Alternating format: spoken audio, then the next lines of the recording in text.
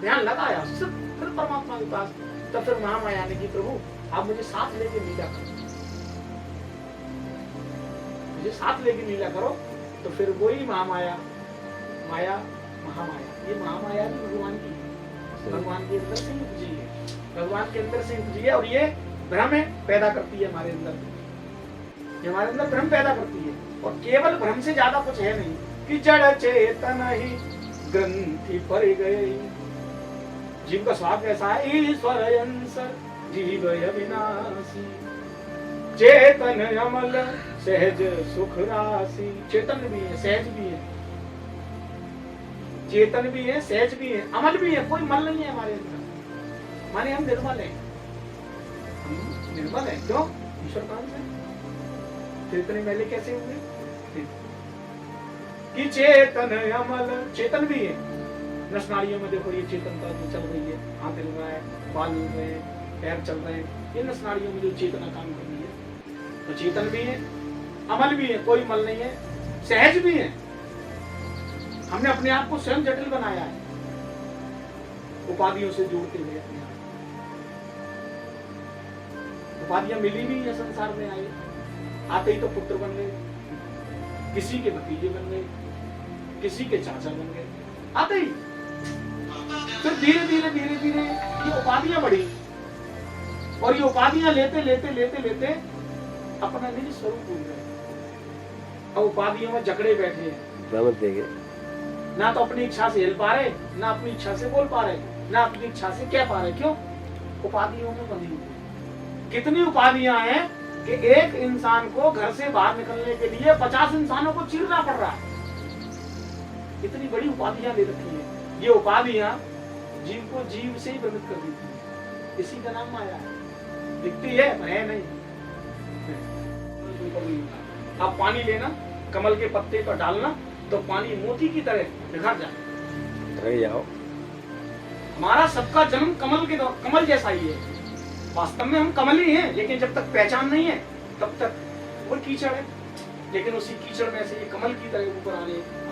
कमल कीचड़ क्यों कहा गया? हम कीचड़ से आए हैं क्योंकि हमारा जितना भी सब लोगों का जन्म हुआ है वो कामना से हुआ है, और कामना को हम लोग कीचड़ मानते। ऐसा कोई प्राणी नहीं जिसका जन्म बिना कामना के हुआ। कहीं ना कहीं मन में कामना योगी संतान उत्पत्ति करें, और संतान उत्पत्ति की प्रक्रिया जो है वो कीचड़ ही है। तो सबका जन्म कैसे हुआ? कामना से। यानी हम कीचड़ से जन्मे हैं। अब हमें क्या करना है? पूरे स्वरूप को प्राप्त करके कमल की तरह इस कीचड़ से ऊपर उठना। तो कमल की जैसे नाल होती है, बस ऐसे ही अपने अंतर मन की, अपने चित्त की सीधी एक धारा नाल की तरह ऊपर उठे, और हमारा अंतःकरण एकदम से खिलने लगा। कमल आकर्षित करता है। भगवान ने उसको अपने सहन के लिए चुना। भगवान ने अपने सहन के लिए भी चुना। शांतम शांताकारं भुजगशयनं पद्मनाभं सुरेशं विश्वाधारं गगन सदृशं मेघवर्णं शुभांगं लक्ष्मीकान्तं कमलनयनं योगाभिध्यानार्गं। हमें अपना जीवन ऐसा बनाना है कमल की तरह। तो कमल की तरह बनाना है। जन्म कीचड़ जैसा, रह कीचड़ में रहे। संसार कीचड़ है ये पूरा।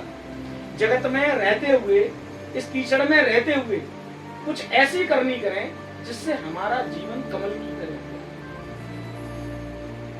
रहता कीचड़ में ही है, लेकिन कीचड़ से परे है। संसार तो छोड़ नहीं दोगे आत्म साक्षात्कार के बाद। भाई आत्म साक्षात्कार के बाद ऐसा तो नहीं आत्म साक्षात्कार हो गया और अब चलो शरीर छोड़ दो, नहीं, ऐसा भी नहीं होगा। साक्षात्कार के बाद ही तो जीवन शुरू होता।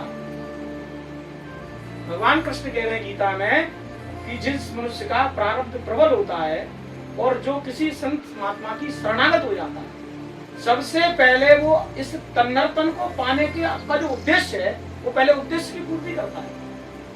तो नर्तन पाने का उद्देश्य क्या था? परमात्मा को पहचान लेना और परमात्मा की शरणागत होकर उनमें रमण करना। स्वस्वरूप की प्राप्ति ही हमारा परम लक्ष्य है। अभी हम अपने आप से परिचित नहीं है और दुनिया में परिचय का हम ढिढोरा पीटते हैं, इनको भी जानते हैं, इनको भी जानते हैं, हम कुछ भी नहीं जानते। सही पूछो, इतने लोग हैं ना, अभी कोई किसी को नहीं जानता।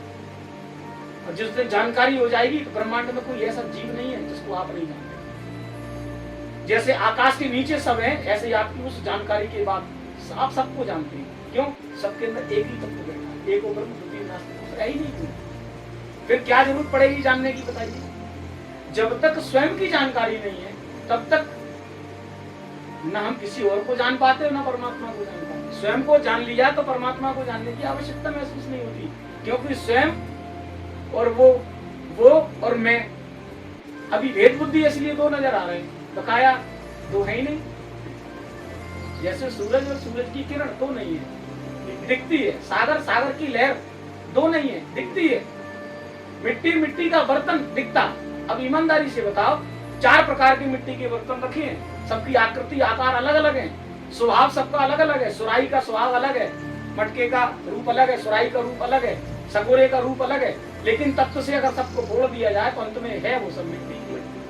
भेद बुद्धि से देख रहे हैं तो कोई कह रहा है मटका है, कोई कह रहा है सुराही है, कोई कह रहा है ये बर्तन है। लेकिन जब तत्व से जो देखता है वो क्या कहता है कि है तो मिट्टी। तो क्या आप बर्तन को मिट्टी से अलग कर सकते हो? नहीं कर सकते। रूप मिट सकता है लेकिन उसका जो तत्व है वो कभी नहीं मिटता। ऐसे ये मिट्टी ये भी मिट्टी है। दिखने में दो दिख रहे हैं, मैं और मेरा शरीर, दो गए।